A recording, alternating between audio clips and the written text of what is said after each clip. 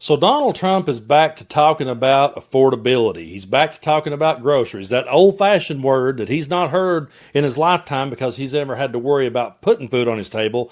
But now he's trying to connect with his base again because he lost the plot and because Republicans got absolutely dog-walked on Election Day. And so he realizes, hey, wait a minute, I've got to find a way to spend this. So what does he do? He just steals Mondani's act, and now suddenly he's talking about affordability. While the government is shut down, while he's building ballrooms, while he's getting marble bathrooms, and while he's having Great Gatsby-themed parties at Mar-a-Lago. And I keep pointing those things out because I want people to understand that we realize Americans are suffering. We realize that people are struggling, living paycheck to paycheck. And this man who promised to put America first is not doing that. He's putting Trump first. So I'm always going to drive that point home here on the channel. This administration is all about putting Trump first. And while he puts himself first above everyone else, we had the most jobs cut since 2003, 153,000 jobs cut. That is the highest since 2003, and it has been the worst year for layoffs since 2009, plus Obamacare prices are skyrocketing, which we all knew was going to happen. So I'm going to play this clip here from CNBC. They do a good job here of breaking down what's going on with the jobs and the layoffs, and then we're going to talk more about people's health care rising because somebody's got to do it. Donald Trump's too worried about building a new bathroom. Is about the health of the job market. Steve Leisman joins us with the latest numbers from Challenger on job cuts. What's going on? Yeah, well, this is like a clue from like a cough or a sneeze or whatever. But announced corporate job cuts, Andrew, in the U.S. surging past 1 million so far this year, with 153,000 new layoffs announced just in October, according to Challenger. That is the worst October since 2003. Here are the numbers. October up 153. That compares with September. That's 100,000 more than September and 100,000 more than this time last year in October 2024. Andy Challenger commenting, some industries are correcting after the hiring boom of the pandemic, but this comes as AI adoption, softening consumer and corporate spending, and rising costs drive belt tightening and hiring freezes. Announced layoffs don't always lead to actual cuts and could take place from attrition, but the report puts in perspective what we've been reporting here day after day, week after week. Series of marquee announcements unveiled in recent weeks across U.S. industries, including UPS, Amazon, Target, among others, Paramount, Rivian, all these companies there. Government has been responsible year to date for 308,000.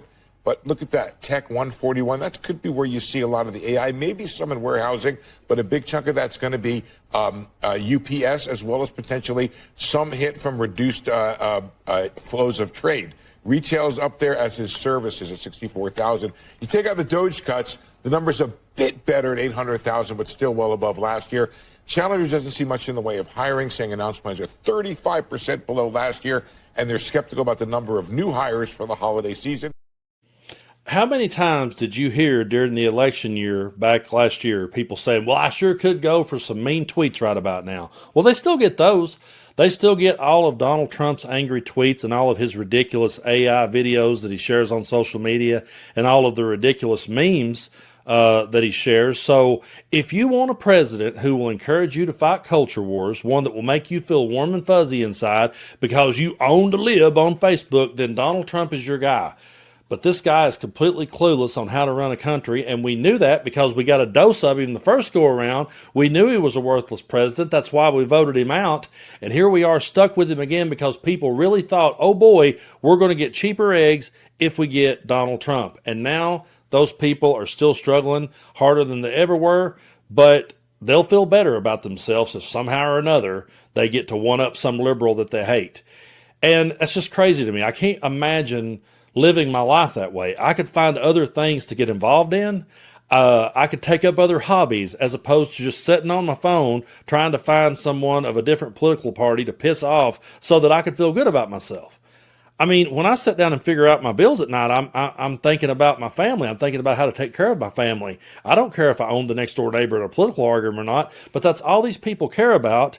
And that's what's got us in this boat. And we've all got sick parents we're taking care of. There's a lot of us that are sick themselves that are trying to take care of themselves. And what's happening? We're seeing health prices rise, which we all knew was going to happen. And I'm not an expert and never claimed to be, but we all saw this coming. And I think that's one of the most frustrating parts about doing this day in and day out. It's like, this is what that I said was going to happen. This is what we all knew was going to happen. And the hardest part is it's not fun to bring this receipt. It's really not, because I would much rather be saying, you know what? I mean, I pretty much got that one wrong. But regardless of what Donald Trump did, I really don't care if he rained down heaven from the sky. January 6th was always a deal breaker for me and always will be. So he's not raining down anything from the sky other than higher prices and higher health care. And that's what we're getting here. So I'm going to bring this article up. This one here is from the New York Times. And again, I really appreciate y'all so much for helping me to build this platform as we head toward 1 million subscribers. But Obamacare prices become public, highlighting big increases. The government website now shows consumers how much their health insurance cost will increase next year as Congress remains at an impasse over the plan's subsidies. So, the Trump administration has released a preview of the available plans sold through Obamacare marketplaces in 30 states, giving Americans who buy their own health insurance a first look at just how much prices would go up. Insurers have increased rates significantly for next year, an average of about 30% for a typical plan in the 30 states where the federal government manages markets, and an average of 17% in states that run their own markets, according to a new analysis from KFF, the Health Research Group. But the biggest impact for nearly all Americans covered by the Obamacare plans will occur when the expiration of generous subsidies at the end of the year, unless Congress extends them. Prices on the government website healthcare.gov reflect that change using calculations based on a return to lower subsidy levels offered before 2021.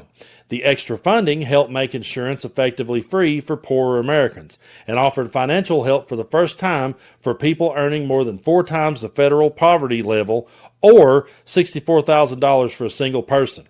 If the funding expires, costs will go up for more than 20 million Americans who currently buy their own insurance in the marketplace established under the Affordable Care Act. Most customers will still qualify for our federal help, but at lower level established under the original program. The looming expiration of those subsidies has seen a key sticking point in congressional wrangling over the government shutdown, which has lasted nearly a month. Democrats have demanded an extension on the subsidies as a condition of supporting legislation funding the entire government. Republican leaders say they will not discuss the issue until the government is reopened. About 27 million Americans are uninsured. The Congressional Budget Office estimates that their expiring subsidies will add 2 more million people to the total next year, and other analysis have estimated even larger reductions in coverage.